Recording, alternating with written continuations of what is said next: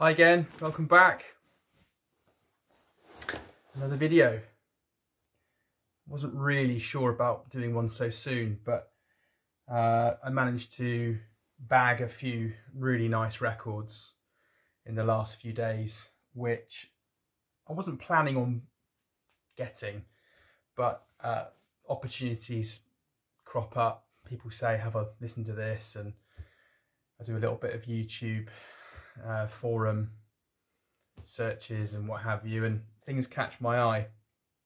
So I really wanted to share some further really good music, some great stuff with you to see if perhaps you might be interested. Without further ado, let's look at the first one, which has really caught my eye. I have to say this video is a bit light on jazz. There is a little bit, but not much. But let me show you this one. This is Project Gemini, The Children of Scorpio. And my colleague at work, who's an avid record collector and listener, said, Marky-mark, have a listen to this. And I fell in love and had to buy it. It's on the Mr. Bongo label. It's come out this year, 2022. And the hype sticker says, Children of Scorpio, a cinematic musical journey that takes in vintage soundtracks, library music, guitar-heavy funk, acid folk, 60s psych, and dusty breaks. Licensed from Paul Osborne, Gardens End Recordings. And it's fantastic. It's really, really, really good. There's just loads of good stuff, and every time I listen to it, something leaps out. And just grabs you. It's got some great earworms. It's a lovely record. I don't know where these are pressed, but Mr. Bongo has done a really good record here. It's a really good listen. Really trippy, but it's not crazy. You know, it's not too out of it, but it's really funky and fabulous. So give this a go if you like that kind of stuff. Right, secondly,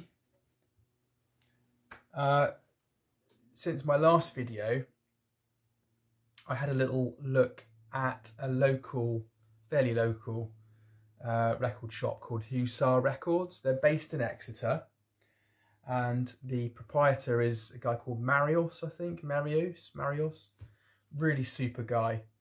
If you're ever down in the southwest of England and you find yourself in sort of near Devon, Bristol area, whatever, come down to Exeter and check out this record shop, Hussar Records. It's opposite the council recycling unit in an area called Pinho. But they've got some great stuff there. We are very short of really good record outlets, in my opinion. You've got Drift Records in Totnes, which is further down into the South Hams. But anyway, without further ado, I picked this up, blind buy. King Tubby meets the Upsetter as a 45th anniversary, fully remastered, apparently. And I bought this as a blind buy. I do like a bit of dubstep. I love a bit of reggae. And I picked this up and thought, let's just have a look at it. It's great stuff. I've stuck it on and it's fantastic. Really good. Great quality record. No, I didn't hear any pops or crackles. It's got a lovely funky vibe to it. I'll just read a bit from the back here. This album has been created by two of Jamaica's top recording engineers, King Tubby, trying to prove that he is the master at the controls, the Upsetter trying to prove that he is the master. And it's great. Really, really good. Really recommend if you get this secondhand. It's a 2019 pressing reissue from Studio 16. Another, yeah, a really good purchase. I don't usually buy a lot of second-hand records. I always find I get really disappointed, but that's fantastic. I also got this little beauty from Hussar, Portishead, dummy. And this is the 1994 edition on Go Discs. Stunning. If you remember this album when it came out, it's an absolute classic. It's just got a load of, it's just so good at generating emotion and sort of darkness, but tons of detail, tons of really good earworms that just kind of find their way into. But this is a great album, really recommend. I'm really pleased to have this. Been looking for it for a while. It's not out of print, you can buy it dirt cheap, but this is the 1994 edition, and I'm happy to say that's really nice. I also got from Hussar 2 more second-hand records, believe it or not, and it's Nina Cherry, Raw Like Sushi, and fantastic. I mean, it's a blast from the past, from my childhood. Buffalo Stance, Man Child, and it's a really important album for. I think she's from Denmark or Sweden, but she's brought up in London, I believe, and just great, fantastic, very important, lovely cover as well. Very strong, iconic image that from my youth, many years ago, and very good from Hussar Records. Really good. Really pleased to have that. The One Only Jazz album that I picked up recently is an artist which I haven't got any of his material. It's this leapt out at me. Grover Washington Jr. live at the Bijou. It's a 2 record set, gatefold, and this is funky as hell. If this is like an indication of Grover Washington Jr.'s work, I'm really looking for more, because it's groovy as hell. It's really great, really nice live recording, and it was recorded at the Bijou Cafe, Philadelphia in May 1977. Recorded by Dale Ashby and Father, mixed at Electric Lady Studios, and it's on the Kudu label, produced by Creed Taylor. And I saw a recent video that Creed Taylor was the founder of CTI Records. So there's quite a few in my collection.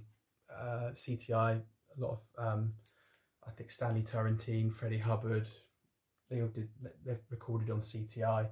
Really happy with CTI. Great label. That's the back, and it's again really clean. Hussar Records, they clean all their records. And it, you know, again, very little crackle considering it's 45 years old, this record. Really pleased to have it in my jazz collection, and worth streaming. It's on Spotify if you want to stream it first. And last but not least, I picked this up brand new. This just come out. Revolution Records present Ferry D. Jimmy and his DJ Kins, number 0001. This is a very, as I understand it, the history of this record, it's a very rare record. It's been reissued. When it first came out, it wasn't such a success. It's on the Acid Jazz label. There's some lovely explanation, essay of the record, how it was made, why it was made, more importantly. And the hype sticker says, legendary psychedelic funk LP from Benin, recorded in response to the country's communist revolution, includes 8 bonus tracks from Ferry D. Jimmy's single releases, and it's fully licensed and with an in-depth sleeve note by Florent Mazzolini. This is a great album, really nice. It's probably been recorded through a sock. The first couple of tracks, you know, it's not, but it's fantastic, really good.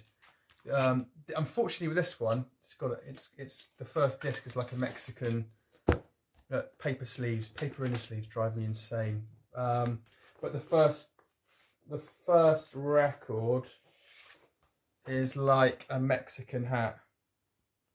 I don't think you can see that, but it is like a Mexican hat. It's completely dish warped. So I'm afraid this one's going to have to go back. But the music's fantastic, really good. I love a bit of African music, the African vibe.